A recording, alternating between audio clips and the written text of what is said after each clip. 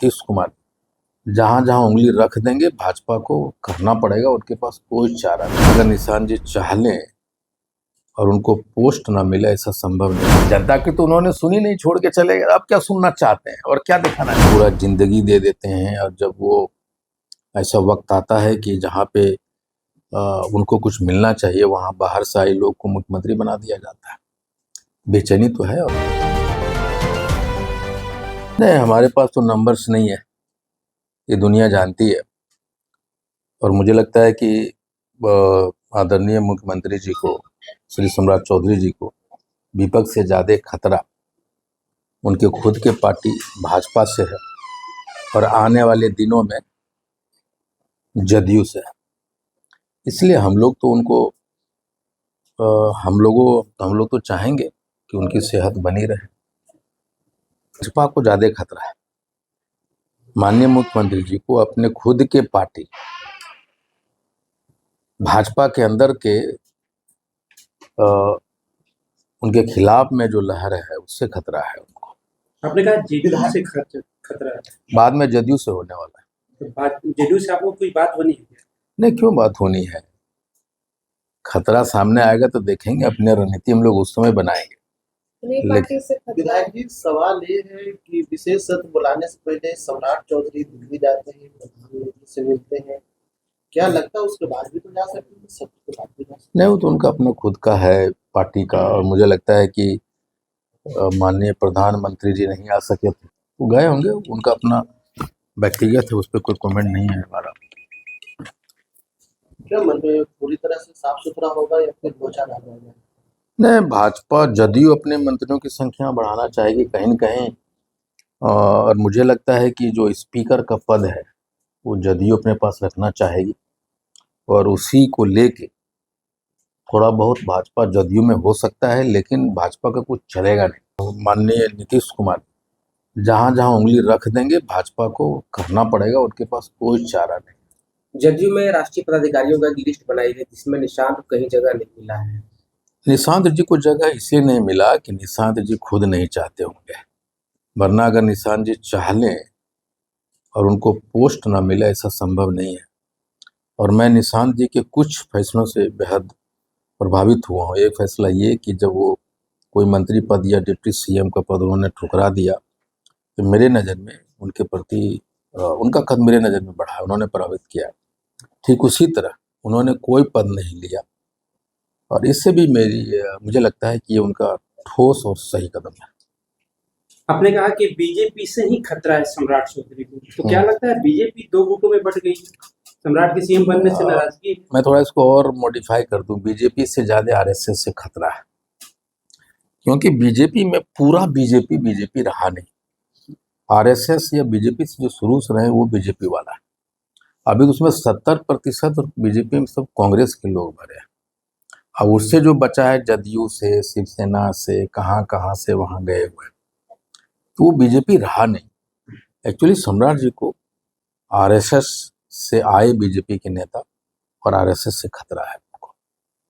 RSS बेचैनी है कि भाई हम छोटी उम्र से शाखा लगाते हैं, अपनी पूरा जिंदगी दे देते हैं, और जब वो ऐसा वक्त आता है कि जहाँ पे उनको कुछ मिलना चाहिए, वहाँ बाहर से आए लोग को मुख्यमंत्री बना दिया जाता है। बेचैनी तो है, और किसी भी समय ये बेचैनी देखिएगा इस सतह पे आ जाएगा। कल कैबिनेट की बैठक बुलाई गई थी, 22 एजेंडों पर मुहर लगी। नहीं, तो ये सामान्य प्रक्रिया है, ये तो होना ही चाहिए। बहुत दिनों से कैबिनेट की बैठक नहीं हुई थी, और कैबिनेट की बैठक हमेशा हर मंगलवार को होती है सप्ताह में। इस बार नहीं हुआ था, बहुत दिनों से नहीं हुआ। ये बिहार के लिए तो एक अच्छी बात है, कैबिनेट की बैठक होनी चाहिए। कल विशेष सत्र में आप भी रहेंगे, किस मुद्दे को उठाएंगे, फिर क्या लगता है? अब ये बता दें ताकि वो तैयार हो जाएं वो लोग। निशांत कुमार यात्रा पर निकलने वाले हैं, मुख्यमंत्री ने भी कहा है कि हम भी यात्रा पर हाँ, नहीं, यात्रा पे निकलना चाहिए निशांत जी को। नीतीश जी तो यात्रा करते करते थक गए, और नीतीश जी इसलिए यात्रा पे जाना चाहेंगे, जिसका कारण है कि वो अकेले हो गए। अब उनको कोई भेंट करने वाला नहीं जाता है लोग, अब सब दरबारी जो जो उनके यहाँ लगता था, अब वो चला गया है माननीय सम्राट चौधरी जी के यहाँ। वो जो भुंजा पार्टी में भी लोग जाते थे वो भी छोड़ दिए, और इसीलिए माननीय मुख्यमंत्री जी कभी कभी निकल जाते हैं, कभी यहाँ कभी उनसे मिलने के लिए पुराने, तो बेचैनी तो उनके मन में है। जो आदमी 20-22 बरस से लगातार मुख्यमंत्री रहा हो, सत्ता पे रहा हो, और वो अचानक अलूप हो जाता है, उनको बेचैनी होगा। तो इससे अच्छा है इससे अच्छा कि कार निकाल के कभी विजेंद्र बाबू के घर पे जाना है, कभी विजय चौधरी जी के घर पे चले जाएं, कभी ललन बाबू के, अच्छा है कि इससे उनकी पर्सनालिटी हल्की होगी। इससे अच्छा है कि अपने लोगों से मिले, और इसीलिए वो यात्रा पे जा रहे हैं, वरना सबसे ज्यादा यात्रा बिहार में तो वही की है। निशांत जी को जाना चाहिए, वो क्यों जा रहे हैं? क्या सुनना चाहते हैं जनता से? जनता की तो उन्होंने सुनी नहीं, छोड़ के चले गए। अब क्या सुनना चाहते हैं और क्या दिखाना चाहते हैं? इसलिए कि वो यहाँ से वहां उठ के जो भागते रहते हैं भाई, लोग कहेगा छटपटा गए लोग, मुख्यमंत्री नहीं है तो। मतलब वजन कम ना हो इसकी वजह से। हाँ, यह लिए वो यात्रा पे जा रहा भाई, जहां तक हमरा लगा। पप्पू यादव के बयान को कैसे देख रहे हैं, जिस तरह से नहीं, महिलाओं पप्पू को यादव बयान दिए? पप्पू यादव जी को या किसी भी जो पब्लिक सार्वजनिक जीवन में है, इस तरह के बयानों से बचना चाहिए। महिलाएं आदि शक्ति है भारत में, नारी शक्ति है, हमारी बहन है, हमारी बहू है, हमारी बेटी है, और किसी की बहू किसी की बेटी राजनीति में आती है, किसी की पत्नी आती, किसी की बेटी, किसी बहू, और छोड़िए राजनीति मावे ना, लेकिन नारी महिला के, किसी भी महिला के संबंध में इस तरह की बातें करना कभी भी उचित नहीं है। मैं इस तरह के स्टेटमेंट को बिल्कुल एंडोर्स नहीं करता। ममता जब कंगना जी जब राहुल गांधी जी को टपोरी कहा, उसमें मैंने अपना कोई बयान नहीं दिया। लोगों ने पूछा, क्योंकि कंगना जी महिला है इसलिए मैंने नहीं कहा। जब आप इस तरह के बयान देते हैं तो आपके खुद के पर्सनालिटी पे रिफ्लेक्ट करता है, आपके खुद के संस्कार, आपके खुद के आचरण पे बड़ा क्वेश्चन। हमारे लिए महिला हमारी बेटी है, हमारी बहू है। भारत की संस्कृति में महिलाओं को सर्वोच्च स्थान दिया गया, आदि शक्ति, दुर्गा, लक्ष्मी। हम कैसे बोल सकते हैं? क्या उनको माफी मांगना चाहिए? नहीं, एकदम मांगना चाहिए। स्पेशली अपने सारे ईगो, सारे अहम को छोड़ के किसी से माफी नहीं मांगे, महिलाओं से माफी मांगने की गलती हो गई। क्योंकि इस बयान के बाद मोकामा के विधायक अनंत सिंह कह रहे हैं कि पहले अपनी पत्नी से सवाल करिए कि वो भी इसी राजनीतिक में वो कैसे आई। देखिए, मैं अनंत सिंह के उस बयान को भी एंडोर्स नहीं करता, वो भी गलत बयान है।